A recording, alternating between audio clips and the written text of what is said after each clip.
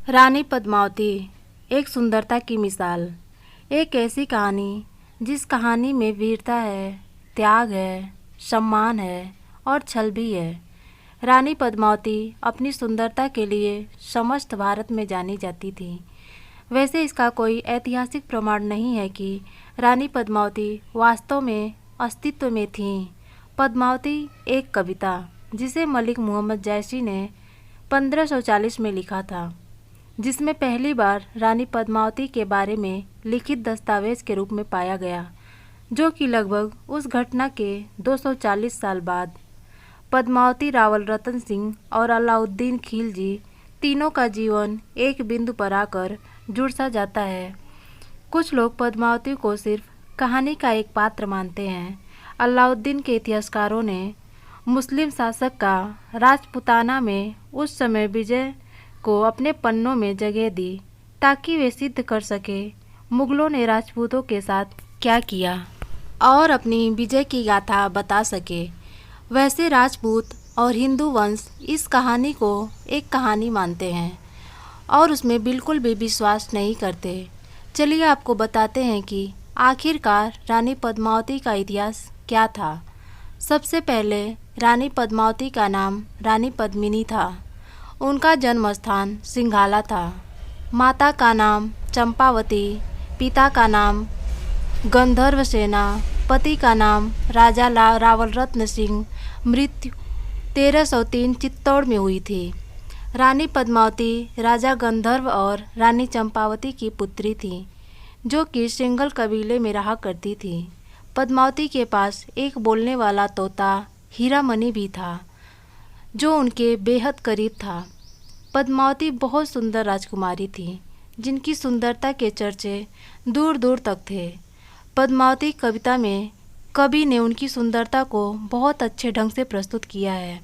उनके अनुसार पद्मावती के पास सुंदर तन था। अगर वो पानी भी पीती तो उनके गले के अंदर से पानी दिख सकता था। अगर वे पान खाती तो पान का लाल रंग उनके गले में नजर आता था। पद्मावती के लिए उनके पिता ने एक स्वयंवर आयोजित किया, जिसमें देश के सभी हिंदू राजाओं राजपूतों को आमंत्रित पत्र भेजा गया। मलकान सिंह, जो एक छोटे से राज्य का राजा था, उन्होंने सबसे पहले रानी पद्मावती का हाथ मांगा। चित्तौड़गढ़ के राजा रावल रत्न सिंह भी इस स्वयंवर में आए थे, लेकिन उनकी पहले से ही 13 रानियां थीं। रावल रत्न सिंह ने मलकान सिंह को इस स्वयंवर में हरा दिया और रानी पद्मावती से विवाह कर लिया। वे अपनी पत्नी पद्मावती के साथ चित्तौड़ आ गए। 12वीं और 13वीं शताब्दी के समय चित्तौड़ में राजपूत राजा रावल रत्न सिंह का राज्य था, जो सिंसोदिया व राजवंश के थे। वे एक बहादुर और महान योद्धा थे। रावल रत्न सिंह अपनी पत्नी पद्मावती से अत्यधिक प्रेम किया करते थे। इससे पहले उनकी 13 शादियां भी हो चुकी थी, लेकिन पद्मावती के बाद उन्होंने कोई विवाह नहीं किया। राजा बहुत अच्छे शासक थे। वे अपनी प्रजा से बहुत अधिक प्यार करते थे। इसके अलावा राजा को कला का बहुत शौक था। देश के सभी कलाकारों, नर्तकियों, कारीगरों, संगीतकारों, कवि, गायक आदि का राजा खुद स्वागत करते थे और उन्हें सम्मानित करते थे। उनके राज्य में एक बहुत ही अच्छा गायक राघव चेतन था, लेकिन गायकी के अलावा राघव को काला जादू भी आता था, जो किसी को पता नहीं था। राघव ने अपनी इस प्रतिभा का प्रयोग अपनी ही राजा के खिलाफ करना चाहा और एक दिन वे रंगे हाथों पकड़ा गया। राजा को जब इस बात का पता चला तो उन्होंने उसको सजा दी। सजा भी ऐसी जिसके बाद राघव बेहद हतोत्साहित हो उठा। दरअसल राजा रावल सिंह ने उसका मुंह काला करके उसे गधे पर बैठाकर राज्य से निकाल दिया। इस कड़ी और घिनौनी सजा के बाद राजा रत्न सिंह के दुश्मन और बढ़ गए। राघव चेतन ने राजा के खिलाफ बगावत कर दी। राघव चेतन अपने इस अपमान के बाद दिल्ली की ओर बढ़ा, ताकि वो दिल्ली के सुल्तान के साथ हाथ मिला सके और चित्तौड़ पर हमला करवा सके। राघव चेतन अलाउद्दीन के बारे में अच्छे से जानता था। उसे पता था कि सुल्तान दिल्ली के पास जंगल में रोज शिकार करने आता है। राघव अलाउद्दीन से मिलने की चाह में रोज जंगल में बैठकर बांसुरी बजाता रहा। लेकिन एक दिन राघव की किस्मत ने पलटी खाई। उसने अलाउद्दीन के जंगल में आते समय सुरीली आवाज़ में बांसुरी बजाना शुरू किया।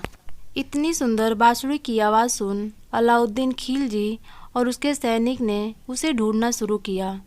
जब अलाउद्दीन खिलजी अपने सैनिकों को बुलाकर कहा कि जाओ इस व्यक्ति को ढूंढकर मेरे पास लाओ, तो राघव को सैनिकों ने उसके पास लाए। अलाउद्दीन खिलजी ने उसे दिल्ली में अपने दरबार में आने को कहा।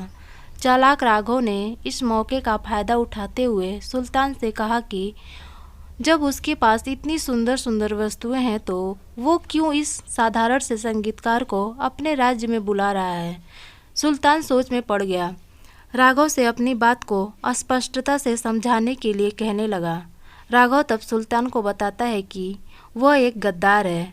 साथ ही वह वहाँ की रानी पद्मावती की सुंदरता का बखान कुछ इस तरीके से करता रहा कि अलाउद्दीन खिलजी उसकी बात सुनकर भी उत्तेजना से भर जाए और चित्तौड़ पर हमला कर दे। अलाउद्दीन खिलजी सोचता है कि इतनी सुंदर रानी को उसकी राज्य की सुंदरता को बढ़ानी चाहिए। अब कहानी आगे बढ़ती है। पद्मावती की सुंदरता को सुन अलाउद्दीन खिलजी चित्तौड़ पर चढ़ाई शुरू कर देता है। वहां पहुंचकर अलाउद्दीन खिलजी देखता है कि चित्तौड़ में सुरक्षा व्यवस्था बहुत कड़ी है। वह निराश हो जाता है, लेकिन पद्मावती को देखने की चाहत उसकी बढ़ती जाती है, जिस वजह से वह रावल रत्न सिंह को एक संदेश पत्र भेजता है और बोलता है कि अगर रानी पद्मावती को एक बहन की हैसियत से मिलना चाहता है तो क्या उसे मिलने दिया जाएगा। किसी महिला से मिलना चाहना, ये बात किसी राजपूत को बोलना शर्म की बात माना जाता था तथा उसकी रानी को बिना पर्दे में देखने की इजाज़त किसी को नहीं थी। अलाउद्दीन खिलजी एक बहुत ताकतवर शासक था और रत्न सिंह यह जानता था कि उसको कोई ना नहीं बोल सकता। अपने राज्य को बचाने के लिए राजा रावल रत्न सिंह ने रानी पद्मावती के एक दीदार के लिए हाँ भर दी। रानी पद्मावती अपने राजा की बात मान लेती हैं, लेकिन उनकी भी एक शर्त होती है कि सुल्तान उन्हें सीधे नहीं देख सकता, बल्कि वे आईने में उनका प्रतिबिंब देख सकता है।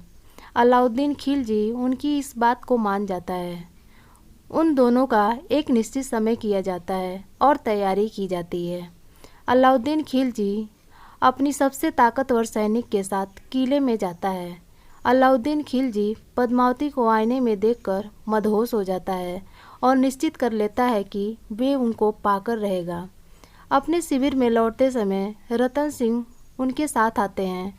खिलजी इस मौके का फ़ायदा उठाकर रतन सिंह को अगवा कर लेता है। वो पद्मावती और उनके राज्य में राजा के बदले रानी पद्मावती को मांग लेता है। सिंघाला चौहान, राजपूत, जंगल गौरा और बादल ने अपने राजा को बचाने के लिए सुल्तान से युद्ध करने का फैसला करते हैं।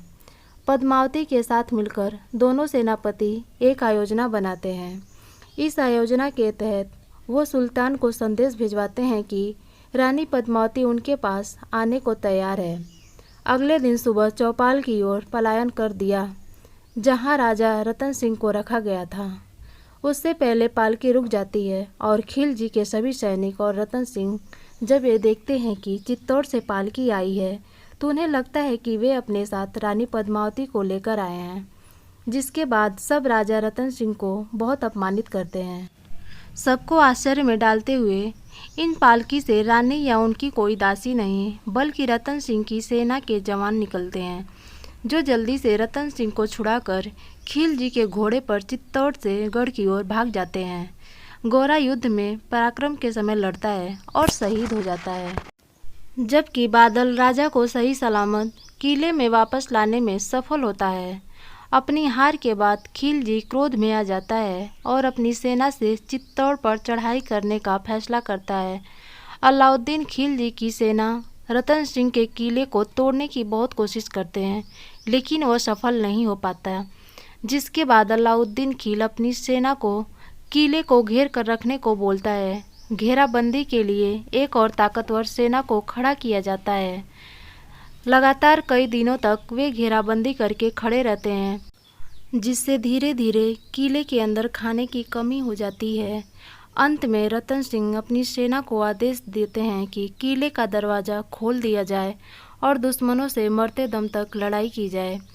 रतन सिंह के इस फैसले के बाद रानी पद्मावती हताश हो जाती है। उन्हें लगता है कि खिलजी की विशाल सेना के सामने उनके राजा की हार हो जाएगी और उसे विजयी सेना खिलजी के साथ जाना पड़ेगा। इसलिए पद्मावती निश्चय करती है कि वो आत्महत्या कर लेगी। इससे रानी के साथ किले की सारी औरतें आग में कूद जाती हैं। 26 अगस्त सन 1303 में पद्मावती भी आत्महत्या के लिए तैयार हो जाती है और आग में कूदकर अपनी पवित्रता का प्रमाण देती है। किले की महिलाओं के मरने के बाद वहाँ के पुरुषों के पास लड़ने की कोई वजह नहीं होती। उनके पास दो रास्ते होते हैं, या वो दुश्मनों के सामने हार मान ले या मरते दम तक लड़ते रहें। अलाउद्दीन खिलजी की विजय होती है। वो चित्तौड़ के किले के अंदर प्रवेश करता है, लेकिन उसे वहाँ सिर्फ मृत्यु शरीर, राख और हड्डियाँ मिलती हैं। अब अलाउद्दीन खिलजी पद्मावती की बीच की इस कहानी पर फिल्म बन रही है, रानी पद्मावती।